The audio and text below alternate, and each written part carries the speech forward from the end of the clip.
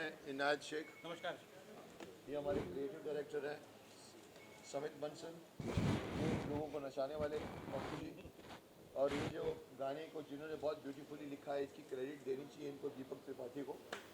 ये हमारे जय हिंद अभियान से जुड़े हुए हैं जिसका मकसद ही इन सारे क्रांतिकारियों को उनका दर्जा, जिसको हम कहते हैं शहीदों का दर्जा दिलाने के लिए ये और इनके साथी गोपाल सिंह जी का आई है, इनके साथ मैं मिलकर हम देश के साथ, हम सरकार के साथ लड़ रहे हैं पिछले 10 साल। मुझे हैरानी है, पिछली सरकार समझ में आता था, ये सरकार भी अगर ये पॉइंट नहीं समझती, ये क्रांतिकारियाँ जिन्होंने हमारे देश को आज़ाद करने में, ये माफ़ करना बार बार कहा जाता है, दे दी हमें आज़ादी बिना खड़ के बिना ढाल माए, सब ऐसा नहीं है। पितामह भीष्म ने भी कहा था हमें स्वतंत्रता, हमें आज़ादी सस्ते दामों में नहीं मिली है। तो मैं भी यही कहूँगा कि हमें ये जो आज़ादी मिली है 1947 में, इसमें इन सभी क्रांतिकारियों का योगदान था, इन्होंने अपना खून बहाया है और ये हम लड़ रहे हैं। Specially I am going beyond this song, इस सॉन्ग से उसका कोई मतलब नहीं है, लेकिन मैं बता दूँ हम ये और जय हिंद अभियान, हमने इवन जाकर कहाँ बैठे थे हम लोग, जंतर मंतर तक बैठे हैं। मैं एक बार बैठ चुका हूँ वहाँ पर, to only get one thing कि आप इन लोगों को शहीदों का दर्जा दिलाइए, क्योंकि जब शहीद होते हैं तो उनके, जब मरते हैं तो उनके पीछे पेंशन रहती है, उनके परिवार वालों को मिलता है, जो हमारे आर्मी में भी है, पुलिस वालों को भी है। लेकिन साहब ये लोग क्या, ये लोग नहीं थे हमारी आर्मी। मुझे हैरानी होती है कि ये बात समझने में अभी भी सरकार देर क्यों लगा रही है। अगर मैं होता शक्तिमान तो नेक्स्ट डे कर दिया था, लेकिन मुझे हैरानी है कि इतने, मैं तो यहाँ तक कहता हूँ कि अगर चंद्रशेखर आज़ाद जी को अगर आपने भारत रत्न दे दो तो वो भारत रत्न का मान है, चंद्रशेखर आज़ाद का मान है। कमिंग टू द सॉन्ग, बाकी कौन बच गए हमारे, ये हमारे विकी हैं, ये अजिंक्य है, हमारे नवीन है जो हमारा टेक्निकल, ये हमारा प्रसाद है। नासिर भाई कहाँ? नासिर भाई कहाँ है? अरे कैंची काट के भाग गए आप। एडिटर साहब। नासिर भाई हमारे एडिटर हैं, आप जानते होंगे सालों से इस इंडस्ट्री में है। और मुकेश मारो आइए, कैमरामैन डीओपी हमारे। डीओपी आइए, ये हमारे क्या हाथ तो नहीं मिलते। ओके, तो मुझे समझ में नहीं आ रहा है मैं कहाँ से शुरू करूँ, क्योंकि ये बात बहुत छोटी नहीं है, बहुत बड़ी बात है। मुझे कहते हुए कभी कभी हैरानी होती है कि मैं, आप भाई कोई भी बात नहीं करेगा प्लीज़, मैं पिछली बार डांट चुका हूँ, इस बार डांटूंगा नहीं, क्योंकि लोगों ने लिख दिया मुकेश जी को गुस्सा भी आता है। क्यों बात करते हो, कौन बात कर रहा है, राजू बात कर रहा है। मुझे हैरानी होती है ये पूछते हुए लोगों से। इस गाने में भी आपने देखा बच्चे लोगों से पूछा गया कि बताओ कौन थे वो क्रांतिकारी, बताओ कौन था वो क्रांतिकारी। मैं आप लोगों को भी जो इतने इकट्ठे हुए इनसे भी पूछूंगा, क्या आप इन सभी लोगों का नाम जानते हैं? शायद नहीं हो, कहीं ना कहीं मैं समझता हूँ आप लोगों को कुछ नाम नहीं मालूम। मैं समझता हूँ मैं आपको अगर छोटी सी बात बता दूँ तो आपको मेरी बात समझ में आएगी कि हम देश के कम से कम कुछ चंद लोगों को जानते हैं जिनको हम ये कहते हैं कि ये हमारे देश के क्रांतिकारी। कितने लोग जानते हैं? 10-15 कैलेंडर चल रहा है, 10-15 लोग हैं। मैं आपको नाम गिनाता हूँ, आपको समझ में आएगा कि मैं क्या बोलना चाहता हूँ। हमारे यहाँ पर जाने पहचाने स्वतंत्रता सेनानी कौन कौन है जो आप सब जानते होंगे? चंद्रशेखर आज़ाद, भगत सिंह, सुखदेव, राजगुरु, ऊधम सिंह, सुभाष चंद्र बोस, खुदीराम बोस, लाला लाजपत राय, राम प्रसाद बिस्मिल, वीर सावरकर। ये नाम आई थिंक कहीं ना कहीं आपके कान में आए, और इतने ही रखो, मैं बाद में बताऊंगा, इतने ही लोगों को आप जानते हो। क्यों साहब, आपको क्या लगता है कि ये 15 लोगों की फौज थी जिन्होंने 47 के पहले छोटी सी उम्र में मर गए? नहीं साहब, इसके अलावा मैं आपको बता दूं, इसके अलावा मैं आपको कुछ नाम गिनाता हूं, शायद आपने कभी सुने भी नहीं होंगे नाम। नीरा आर्या, बाबू गेनू, विष्णु पिंगले, अनंत कानहरे, तुर्रम खान। हमने पिछले बार तुर्रम खान को दिखाया था, लोग बोलते आ रहे क्या तुर्रम खान बन रहा है तू यार। तुर्रम खान एक्चुअली सिर्फ यूज होता था, पर साहब हैदराबाद के क्रांतिकारी थे वो।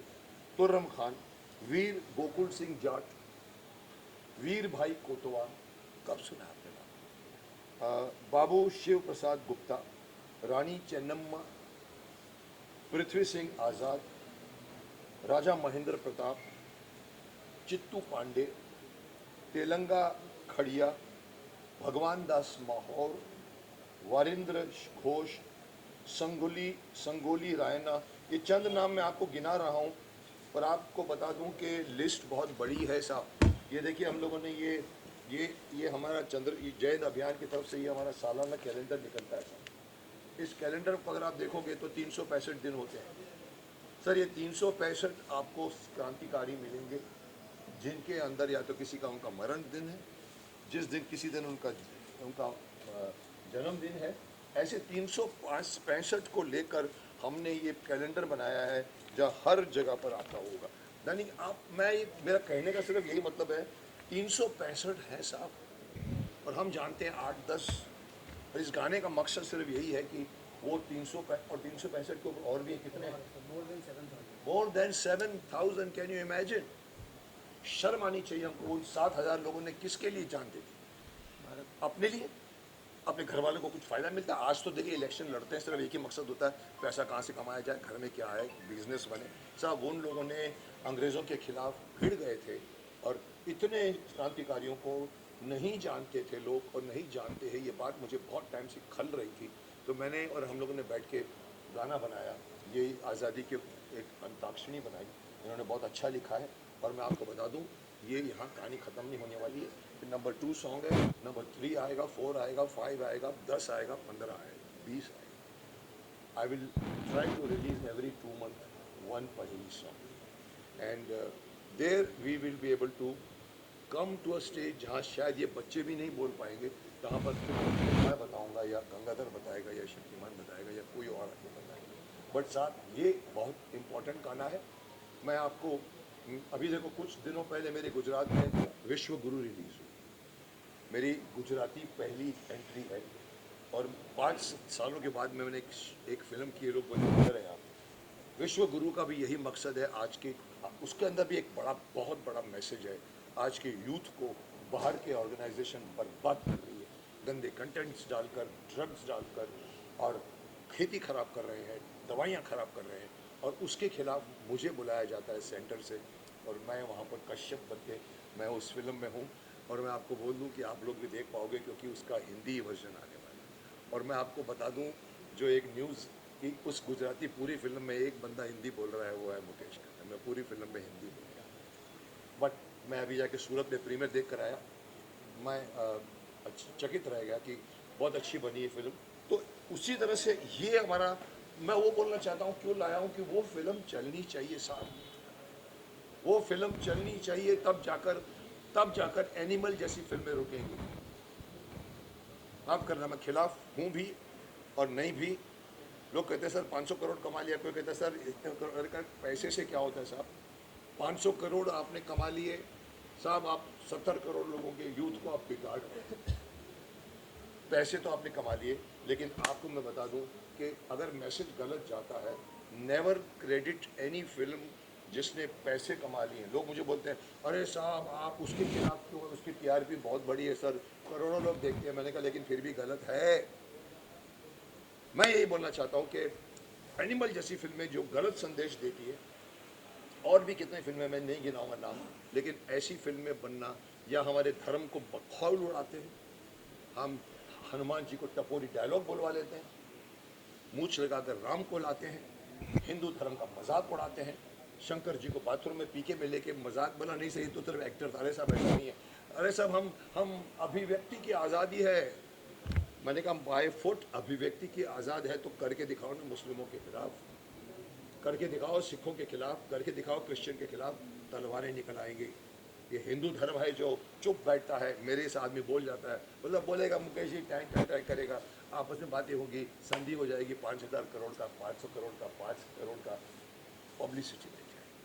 रोकना पड़ेगा ऐसे प्रोड्यूसरों को। मुझे शर्म आती है कि वो लोग मुस्लिम नहीं हैं, किसी और धर्म के नहीं हैं, हमारे हिंदू धर्म के होकर हिंदू धर्म के खिलाफ बनाते हैं। तो मकसद क्या होगा? सिर्फ पैसा कमाना, टीआरपी, कमर्शियल एंगल। साहब उनको कैसे सेंसर पास कर देती है। आदि पुरुष को कैसे पास किया गया, जो बाद में सब लोग आप खड़े हो गए, अरे ऐसा नहीं है साहब, ऐसा नहीं है साहब।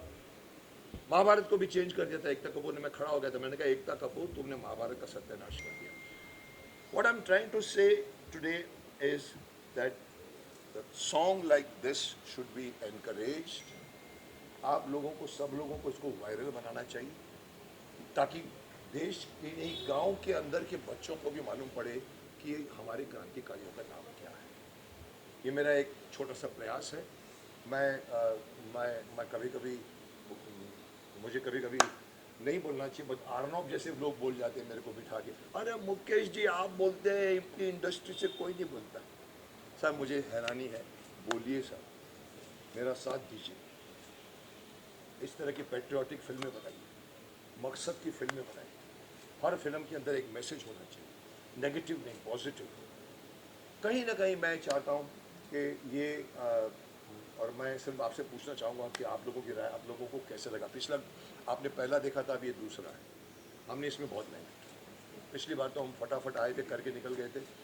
मैं सिर्फ पूछूंगा आप लोगों से, आप जोर से आवाज़ से बोलिए, आप लोगों को कैसा लगा। गुड। जी शक्तिमान आपस के रोशनी से रूप दिखाया अपना।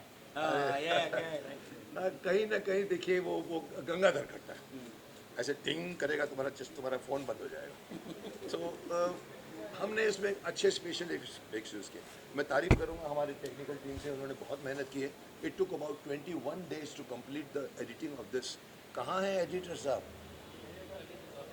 अरे नासिर भाई, नासिर नहीं, पर वो उनको चाहे जाना हो तो जाने दीजिए। पर देखिए हमने 21 दिन एडिटिंग की है, हमने AI यूज़ किया है, इसमें स्पेशल इफेक्ट्स डाले गए हैं। 10 बार मैंने चेंज करवाए, नहीं ये पसंद नहीं है, इसको उधर करो, नहीं ये पसंद नहीं है, ये हटाओ, वो हटाओ। और तब जाकर ये गाना हमारा रिकॉर्ड हुआ था शायद, या शूट हुआ था कितने, 2 महीने, 3 महीने, 4 महीने पहले शूट हुआ। I could have released because मेरे पैसे खर्च हुए थे, लेकिन साहब मैं बेस्ट चाहता था। और मुझे भी खुशी है कि ये गाना अच्छा, टेक्निकली अच्छा, क्योंकि आज टेक्निकल एस्पेक्ट को नकारा नहीं जा सकता। सो कुछ दीपक त्रिपाठी तो खैर वही बात बोलेंगे जो मैं बोल चुका हूँ, क्योंकि वो तो हम जय ज्ञान की बात कर रहे हैं। आप लोगों को अगर और कोई बात अगर रह गई हो, तो कोई योद्धा अगर तीर चलाना चाहता हो तो